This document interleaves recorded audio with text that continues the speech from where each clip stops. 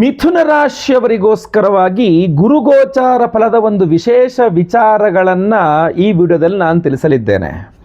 48 ದಿನಗಳ ಅಖಂಡ ಮಂಡಲ ಕರ್ಕ ಸಂಚಾರವನ್ನು ಅಂದರೆ ಕರ್ಕರಾಶಿಯ ಸಂಚಾರವನ್ನು ಮುಗಿಸಿ ಮತ್ತೆ ಪುನಃ ಹಿಂದೆ ಮಿಥುನ ರಾಶಿಗೆ ಅಂದರೆ ನಿಮ್ಮ ರಾಶಿಗೆ ಗುರುಗ್ರಹ ಮತ್ತೆ ಪುನಃ ಬರ್ತಾ ಇದೆ. ಸೊ ಡಿಸೆಂಬರ್ 4ನೇ ತಾರೀಕು ಗುರುಗ್ರಹ ಮತ್ತೆ ಪುನಃ ನಿಮ್ಮ ರಾಶಿಗೆ ಬಂದರೆ 2026ನೇ ಇಸ್ವಿ ಜೂನ್ 1ನೇ ತಾರೀಕು ಮೇ ಎಂಡ್ ತನಕನೂ ಸಹ ನಿಮ್ಮದೇ ರಾಶಿಯಲ್ಲಿ ಗುರುಗ್ರಹ ಇರಲಿದ್ದಾನೆ. ಸೊ ಒಂದು 48 ದಿನಗಳ ಕಾಲ ನಿಮಗೊಂದು ಗುರುಬಲ ಬಂದಿತ್ತು. ಡಿಸೆಂಬರ್ 4ನೇ ತಾರೀಕು ನಂತರ ಮಿಥುನ ರಾಶಿಯಲ್ಲಿ ಗುರುಬಲ ಒಂದು 6 ತಿಂಗಳುಗಳ ಕಾಲ ಇರೋದಿಲ್ಲ.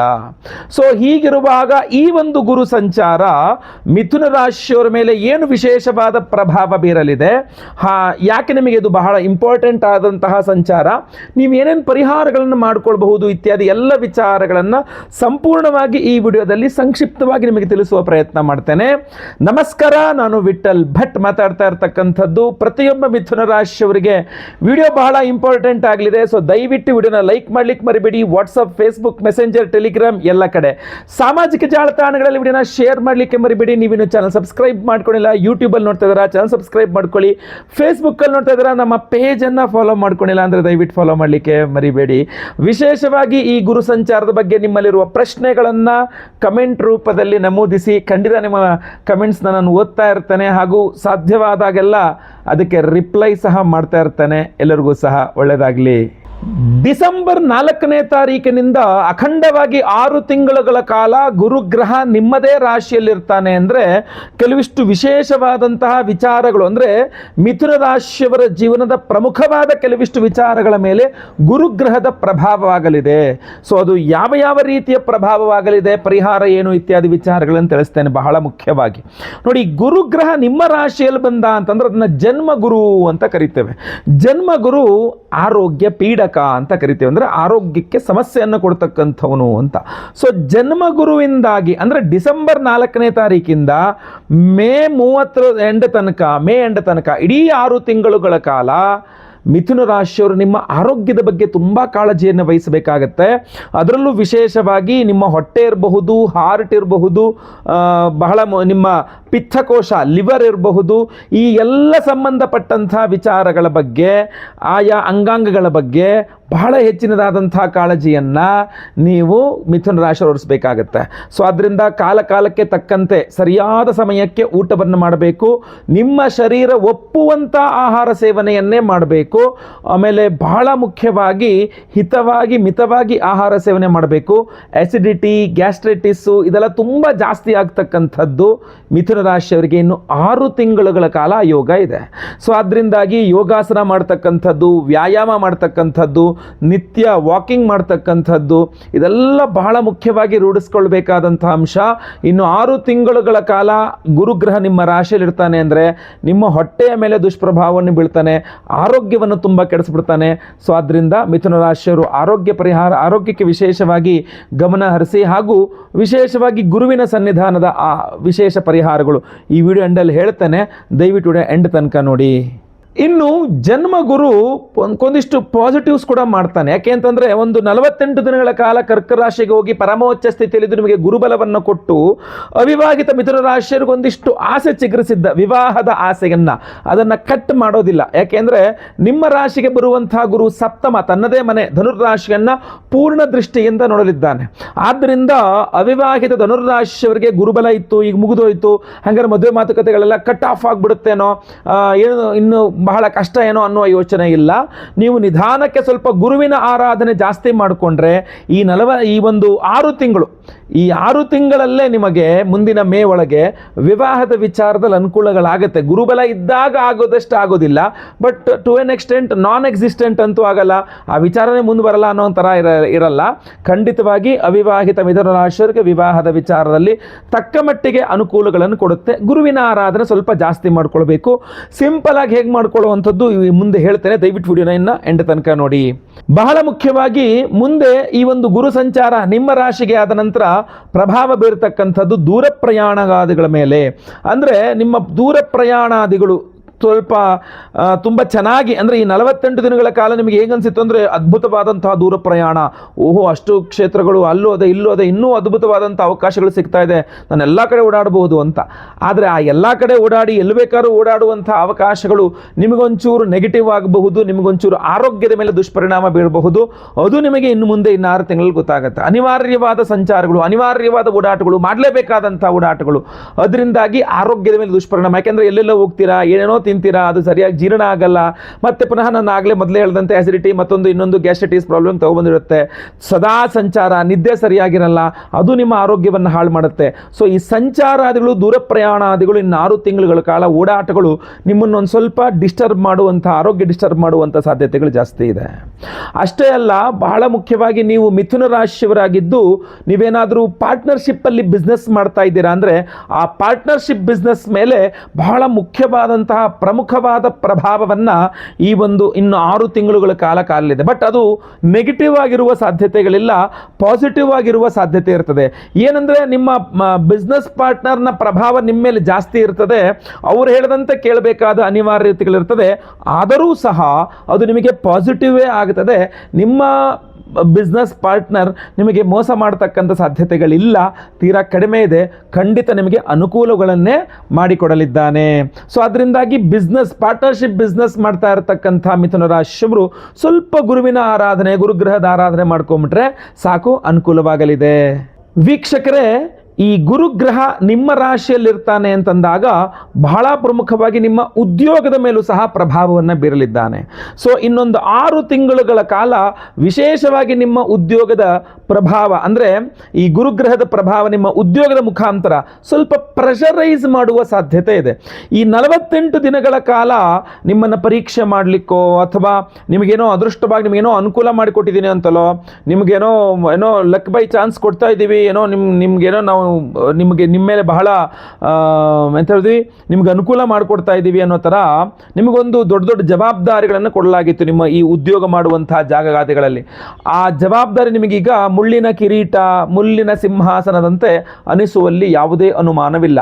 ಅಂದರೆ ಮಿಥುನ ರಾಶಿಯವರಿಗೆ 6 ತಿಂಗಳುಗಳ ಕಾಲ ನಿಮಗೆ ಏನು ಈ 48 ದಿನಗಳ ಕಾಲಗಳಲ್ಲಿ ಸಿಕ್ಕಂತಹ ಒಂದು ಎಂಥದ್ದು ದೊಡ್ಡ ಅಧಿಕಾರ ಇರಬಹುದು, ಉದ್ಯೋಗ ಇರಬಹುದು, ಜವಾಬ್ದಾರಿ ಇರಬಹುದು, ಇದೇನೇ ಇರಬಹುದು, ಇನ್ನು 6 ತಿಂಗಳುಗಳ ಕಾಲ ನಿಮಗೆ ಅದು ಕಾಡುತ್ತೆ ಒಂದು ಸ್ವಲ್ಪ. ಅಯ್ಯೋ ನಾನು ಯಾಕಾರ ಈ ಜವಾಬ್ದಾರಿ ತಗೊಂಡು, ನನಗೆ ಬೇಕಿತ್ತ ಇದು, ನಾನು ಹಂಗೆ ಚೆನ್ನಾಗಿದ್ದೆ. ಈಗ ನೋಡ್ರಿ, ಹೆಸರಿಗೆ ದೊಡ್ಡ ಸಿಂಹಾಸನ, ಹೆಸರಿಗೆ ದೊಡ್ಡ ಕಿರೀಟ ಅನ್ನೋದು ಬಿಟ್ಟರೆ ನನಗೆ ಯಾವುದೇ ಸ್ವತಂತ್ರ ಕೊಡ್ತಾ ಇಲ್ಲ, ತುಂಬ ಪ್ರೆಷರೈಸ್ ಮಾಡ್ತಾ ಇದ್ದಾರೆ ಉದ್ಯೋಗದ ವಿಚಾರಗಳಲ್ಲಿ, ಹೇಗೆ ಇದನ್ನು ನಾನು ನಿಭಾಯಿಸೋದು ಅನ್ನುವಂತಹ ಒಂದು ಎಂತ ಹೇಳ್ತೀವಿ, ನಿಮಗೆ ಒಂದು ಸ್ವಲ್ಪ ಕನ್ಫ್ಯೂಷನಲ್ಲಂತೂ ಖಂಡಿತ ಬೀಳ್ತೀರಾ. ಸೊ ಅದರಿಂದ ಗುರು ನಿಮ್ಮ ರಾಶಿಯಲ್ಲೇ ಇರ್ತಾನೆ ಅಂತಂದಾಗ ಉದ್ಯೋಗದ ವಿಚಾರದಲ್ಲಿ, ಆರೋಗ್ಯದ ವಿಚಾರದಲ್ಲಿ, ವಿವಾಹದ ವಿಚಾರದಲ್ಲಿ ಹಾಗೂ ಬಹಳ ಪ್ರಮುಖವಾಗಿ ಪಾರ್ಟ್ನರ್ಶಿಪ್ ಬಿಸ್ನೆಸ್ ವಿಚಾರಗಳಲ್ಲಿ ಎಲ್ಲ ಪ್ರಭಾವಗಳನ್ನು ಬೀರಲಿದ್ದಾನೆ. ನಿಮ್ಮ ಫ್ರೆಂಡ್ಸು ನಿಮಗೆ ಬಹಳ ವಿಶೇಷವಾಗಿ ನಿಮ್ಮ ಮೇಲೆ ಪ್ರಭಾವವನ್ನು, ನಿಮ್ಮ ಸ್ನೇಹಿತರೆಲ್ಲ ನಿಮ್ಮ ಮೇಲೆ ಪ್ರಭಾವವನ್ನು, ದೂರ ಪ್ರಯಾಣಗಳ ಮೇಲೆ ಪ್ರಭಾವ ಎಲ್ಲ ಸಹ ಜಾಸ್ತಿ ಆಗಲಿದೆ. ಇನ್ನು ಗುರುಬಲ ತಕ್ಷಣ ಹಿಂಗೆ ಹೊರಟೋಯ್ತು ಅಂದರೆ ಡಿಸೆಂಬರ್ 48 ದಿನಗಳ ಕಾಲ ಗುರುಬಲ ಬಂದು ಹೊರಟೋಯ್ತು. ಇನ್ನು ಡಿಸೆಂಬರ್ 4ರಿಂದ ನಿಮಗೆ ಜೂನ್ 1ನೇ ತಾರೀಕಿನ ತನಕ ನಿಮಗೆ ಗುರುಬಲ ಇಲ್ಲ ಅಂದ ಬಹಳಷ್ಟು ವಿಚಾರಗಳು ಇನ್ನೇನು ಹಿಂಗೆ ಬಂದು ಕೈಗೆ ಬಂದಿದ್ದು ಬಾಯಿಗೆ ಬರಲಿಲ್ಲ ಅನ್ನೋ ಥರ ಆಗುವ ಸಾಧ್ಯತೆಗಳಿದ್ದಾವೆ. ಯಾವುದೋ ಸೈಟ್ ತೊಗೊಂಡೋಗಿ ಹೋದ್ರಿ, ಎಲ್ಲ ಚೆನ್ನಾಗಿತ್ತು, ಇನ್ನೇನು ಈ ಸೈಟ್ ಖರೀದಿ ಮಾಡೇಬಿಟ್ಟೆ, ನಂದು ಆಗೋಯ್ತು ಅನ್ನೋಷ್ಟರಲ್ಲಿ ಅನಿರೀಕ್ಷಿತವಾಗಿ ಡಿಸೆಂಬರ್ 4ನೇ ತಾರೀಕು ದಾಟೋಯ್ತು, ಕೈಗೆ ಬಂದ ಅವಕಾಶ ಕೈ ತಪ್ಪೋಯ್ತು. ಮನೆ ಶುರು ಮಾಡೋಣ ಅನ್ಕೊಂಡಿದ್ದೆ, ಇನ್ನೇನು ಸ್ಟಾರ್ಟ್ ಮಾಡಿದ್ದು ಮತ್ತೆ ಕೈ ಆಗ್ತಾ ಇಲ್ಲ, ಇನ್ನೇನು ಜಾಬ್ ಇನ್ನೇನು ಸಿಕ್ಬಿಡ್ತು, ಮತ್ತೇನೋ ಪ್ರಾಬ್ಲಮ್ ಆಯಿತು, ಇನ್ನೇನು ಮದುವೆ ಆಗೇ ಹೋಯ್ತು, ಸೆಟ್ ಆಗೋಯ್ತು, ಮತ್ತೇನೋ ಹಿಂಗೆ ಎಳೆದಾಡ್ಬಿಡ್ತು.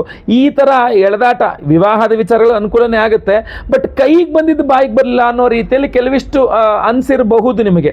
ಅಥವಾ ಸಂತಾನಾದಿ ವಿಚಾರಗಳಲ್ಲಿ ಈ ಇನ್ನೇನು ಗರ್ಭ ನಿಂತ್ಕೊಳ್ತು ಅಂತ ಅಂದ್ಕೊಂಡೆ, ಇದು ಯಾಕೋ ನಮ್ಗೆ ಸ್ವಲ್ಪ ಡೌಟ್ ಹೊಡಿತಾ ಇದೆ, ಆ ಥರ ಈ ಥರ ಎಲ್ಲ ಅನಿಸ್ಬಹುದು.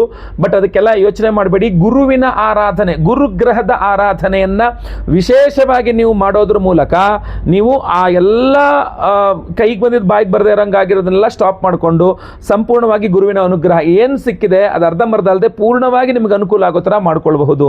ಅದರಲ್ಲಿ ಬಹಳ ಪ್ರಮುಖವಾಗಿ ನೀವು ಈಶ್ವರನಿಗೆ ಗುರುವಾರ ಗುರುವಾರದ ದಿವಸ ಏನೋ ಬಿಲ್ವ ಪತ್ರೆ ಒಂದು ಅಂದರೆ ಪುರೋಹಿತರ ಹತ್ರ ಮಾತಾಡಿ ಹರಿದ್ರೋದಕ ಅಂತ ಅಂದರೆ ಅರಿಶಿಣದ ನೀರಿನಲ್ಲಿ ಬಿಲ್ವ ಪತ್ರೆಯನ್ನು ಹಾಕಿ ಈಶ್ವರನಿಗೆ ಅಭಿಷೇಕವನ್ನು, ರುದ್ರಾಭಿಷೇಕವನ್ನು ಮಾಡಿಸ್ತಕ್ಕಂಥದ್ದು.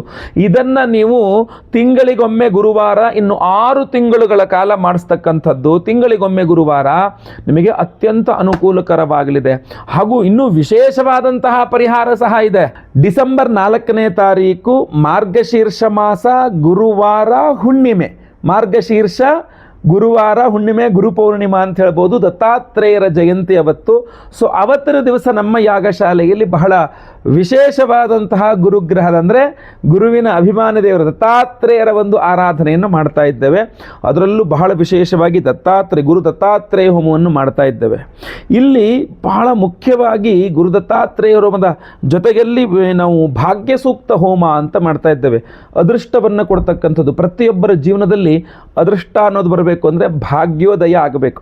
ನಾನು ಅದಕ್ಕೆ ಈಗ ಮುಗಿದ ತಕ್ಷಣ ಒಂದು ಅದ್ಭುತವಾದ ಭಾಗ್ಯೋದಯ ಮಂತ್ರ ಕೊಡ್ತೇನೆ, ಅದನ್ನು ಪ್ರತಿನಿತ್ಯ ಕೇಳಿ ಅಂತ ಹೇಳಿದ್ದು. ಅದನ್ನು ಕೇಳಿಸ್ಕೊಳ್ತಾ ಇದ್ರೇ ಅದೃಷ್ಟ ಬಂದ್ಬಿಡುತ್ತೆ ಜೀವನದಲ್ಲಿ. ಇನ್ನು ಅದೇ ಮಂತ್ರದಿಂದ ಹೋಮವನ್ನು ಮಾಡಿದಾಗ ಇನ್ನೆಷ್ಟು ಅದ್ಭುತವಾದ ಅದೃಷ್ಟ ಬರಬೇಕು ಅಲ್ವಾ? ಸೊ ಅದರಿಂದ ಭಾಗ್ಯ ಸೂಕ್ತ ಹೋಮ, ಗುರು ದತ್ತಾತ್ರೇಯರ ಹೋಮವನ್ನು ಮಾಡ್ತಾ ಇದ್ದೇವೆ. ಅದರ ಜೊತೆಯಲ್ಲಿ ಎಲ್ಲ ರೀತಿಯಾಗಿರತಕ್ಕಂತಹ ಅದೃಷ್ಟ ಅಂದರೆ ಲಕ್ಷ್ಮೀ ಸ್ವರೂಪದಲ್ಲಿ ನಿಮಗೆ ಸಿಗಬೇಕು ಅನ್ನುವ ಕಾರಣಕ್ಕೆ ಮಹಾ ಸುದರ್ಶನ ಹೋಮವನ್ನು ಮಾಡ್ತಾ ಇದ್ದೇವೆ. ಲಕ್ಷ್ಮೀ ಸುದರ್ಶನ ಹೋಮವನ್ನು ಮಾಡ್ತಾ ಇರತಕ್ಕಂಥದ್ದು. ಸೊ ಈ ಲಕ್ಷ್ಮೀ ಸುದರ್ಶನ ಹೋಮ ಹಾಗೂ ಭಾಗ್ಯ ಸೂಕ್ತ ಹೋಮ, ಗುರು ದತ್ತಾತ್ರೇಯರ ಹೋಮ, ಇದರ ಜೊತೆಗೆ ಸಂತಾನ ಇಲ್ಲದವರಿಗೆ ಸಂತಾನ ಆಗಬೇಕು ಅಂತ ಸಂತಾನ ಗೋಪಾಲಕೃಷ್ಣ ಹೋಮ, ಆಮೇಲೆ ನಿಮ್ಮೆಲ್ಲ ಸರ್ಪದೋಷಗಳ ಪರಿಹಾರಕ್ಕೆ ಆಶ್ಲೇಷ ಬಲಿ ಪೂಜೆ, ಸರ್ಪಶಾಂತಿ ಹೋಮ, ಗುರುಶಾಂತಿ, ಶನಿ ಶಾಂತಿ, ನವಗ್ರಹ ಶಾಂತಿ, ಹೀಗೆ ಎಲ್ಲ ವಿಶೇಷವಾದಂತಹ ವಿಭಿನ್ನವಾದ 9 ವಿಧದ ವಿಶೇಷವಾದ ದೇವತಾರಾಧನೆಗಳನ್ನು ಅವತ್ತಿನ ದಿವಸ ಡಿಸೆಂಬರ್ 4ನೇ ತಾರೀಕು ಗುರುವಾರ, ಹುಣ್ಣಿಮೆ ದಿವಸ ನಮ್ಮ ಯಾಗಶಾಲೆಯಲ್ಲಿ ಮಾಡ್ತಾ ಇದ್ದೇವೆ. ಹಾಗೂ ಎಲ್ಲರಿಗೂ ಸಹ ವಿಶೇಷವಾಗಿ ಪ್ರಸಾದ ಸ್ವರೂಪ ಇದೊಂದು ಮತ್ಸ್ಯಮಣಿಯ ಡಾಲರನ್ನು ಕೊಡ್ತಾ ಇದ್ದೇವೆ. ಮತ್ಸ್ಯಮಣಿ, ಈ ಹಿಂದಿಯಲ್ಲಿ ಮಚ್ಮಣಿ ಅಂತ ಕರೀತಾರೆ. ಮತ್ಸ್ಯಮಣಿ ನಿಮಗೆ ನಾನು ಈ ಹಿಂದೆ ಮತ್ಸ್ಯ ಯಂತ್ರಗಳನ್ನೆಲ್ಲ ಕೊಟ್ಟಿದ್ದೆ. ಬಹಳಷ್ಟು ಜನಕ್ಕೆ ಆರ್ಡರ್ ಮಾಡಿ ತೆಗೆದುಕೊಂಡಿದ್ದಾರೆ ನಮ್ಮ ಹತ್ರ, ಕೈಯಲ್ಲೇ ಬರೆದಂಥ ಮತ್ಸ್ಯ ಯಂತ್ರಗಳನ್ನೆಲ್ಲ. ಅದೇ ಥರ ಅದ್ಭುತವಾದ ಶಕ್ತಿ ಇರತಕ್ಕಂಥದ್ದು ಮತ್ಸ್ಯಮಣಿ.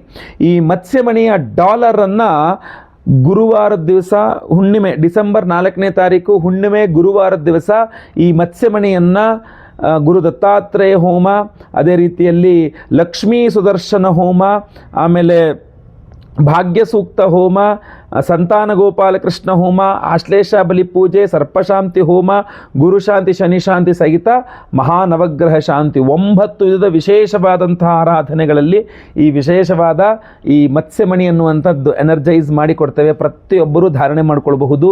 ಜೀವನದಲ್ಲಿ ಗುರು ಅನುಗ್ರಹವಾಗಬೇಕು, ಗುರು ಬಲ ಅಥವಾ ಗುರುವಿನ ಅನುಗ್ರಹ ಚೆನ್ನಾಗಿ ಕೆಲಸ ಮಾಡಬೇಕು, ಜೊತೆಗೆ ಅದೃಷ್ಟ ಭಾಗ್ಯೋದಯ ಸಿಗಬೇಕು ಅನ್ನುವಂಥ ಕಾರಣಕ್ಕೆ. ಸೊ ಆದ್ದರಿಂದ ಸಂಕಲ್ಪ ಸೇವೆಗೆ ಹೆಸರು ಕೊಡ್ತಕ್ಕಂಥವ್ರು ತಡ ಮಾಡಬೇಡಿ. ಸ್ಕ್ರೀನ್ ಮೇಲೆ ಕಾಣುವಂಥ ನಂಬರ್ಗೆ ನಿಮ್ಮ ಹೆಸರು, ಗೋತ್ರ ಗೊತ್ತಿದ್ರೆ, ನಕ್ಷತ್ರ ಗೊತ್ತಿದ್ರೆ, ರಾಶಿ ಗೊತ್ತಿದ್ರೆ ಬೇಗ ವಾಟ್ಸಪ್ ಮಾಡ್ಕೊಳ್ಬಹುದು. ಲೈವಲ್ಲಿ ನಿಮ್ಮ ಹೆಸರು ನಾನೇ ಸಂಕಲ್ಪ ಮಾಡ್ತೇನೆ. ಎಲ್ಲ ಹೋಮಗಳನ್ನು ಲೈವ್ ನೋಡ್ತೀರಾ. ಪ್ರಸಾದ ನಿಮಗೆ ಎಲ್ಲ ಹೋಮಗಳ ಭಸ್ಮ, ನಾಗಾರಾಧನೆ, ಅರಿಶಿನ ಪ್ರಸಾದ ಜೊತೆಗೆ ಈ ವಿಶೇಷವಾದಂತಹ ಮತ್ಸ್ಯಮಣಿ ನಿಮಗೆ ಎಲ್ಲರಿಗೂ ಸ್ಪೀಡ್ ಪೋಸ್ಟ್ ಮೂಲಕ ನಾವು ಕಳುಹಿಸಿಕೊಡಲಾಗ್ತದೆ. ಸೊ ಸ್ಕ್ರೀನ್ ಮೇಲೆ ಕಾಣುವಂಥ ನಂಬರ್ಗೆ ಬೇಗ ನಿಮ್ಮ ವಿವರಗಳನ್ನೆಲ್ಲ ವಾಟ್ಸಪ್ ಮಾಡಿಕೊಳ್ಳಿ. ಹಾಗೂ ಈಗ ಮುಂದೆ ನಾನು ಹೇಳುವಂತಹ ಭಾಗ್ಯ ಸೂಕ್ತವನ್ನು ಪ್ರತಿದಿನ ಕನಿಷ್ಠ ಪಕ್ಷ 3 ಬಾರಿ ಆದರೂ ಕೇಳಿಸ್ಕೊಳ್ತಾ ಇದ್ದರೆ ಅದೃಷ್ಟ ಖಂಡಿತವಾಗಿ ನಿಮ್ಮ ಜೊತೆಗಿರಲಿದೆ. ವಿಡಿಯೋ ಇಷ್ಟ ಆದರೆ ದಯವಿಟ್ಟು ಲೈಕ್ ಮಾಡಲಿಕ್ಕೆ ಮರಿಬೇಡಿ. ವಾಟ್ಸಪ್, ಫೇಸ್ಬುಕ್, ಮೆಸೆಂಜರ್, ಟೆಲಿಗ್ರಾಮ್ ಎಲ್ಲ ಕಡೆ ಸಾಮಾಜಿಕ ಜಾಲತಾಣಗಳಲ್ಲಿ ವಿಡಿಯೋನ ಶೇರ್ ಮಾಡಲಿಕ್ಕೆ ಮರಿಬೇಡಿ. ನೀವಿನ್ನು ಚಾನಲ್ ಸಬ್ಸ್ಕ್ರೈಬ್ ಮಾಡ್ಕೊಳ್ಳಿ ಅಂದರೆ ದಯವಿಟ್ಟು ಕೆಳಗಡೆ ಸಬ್ಸ್ಕ್ರೈಬ್ ಅಂತ ಬಟನ್ ಇರುತ್ತೆ, ಸಬ್ಸ್ಕ್ರೈಬ್ ಮಾಡಿಕೊಂಡು ಬೆಲ್ ಬಟನ್ ಒತ್ಕೊಂಡು ಆಲ್ ಅಂತ ಮಾಡಲಿಕ್ಕೆ ದಯವಿಟ್ಟು ಮರಿಬೇಡಿ. ಮುಂದುವರೆದಲ್ಲಿ ಮತ್ತೆ ಪುನಃ ಸಿಗ್ತೇನೆ. ಎಲ್ಲರಿಗೂ ಸಹ ಒಳ್ಳೆಯದಾಗಲಿ. ಲೋಕ ಸಮಸ್ತ ಸುಖಿನೋ ಭವಂತು. ನಾರಾಯಣ ನಾರಾಯಣ ನಾರಾಯಣ.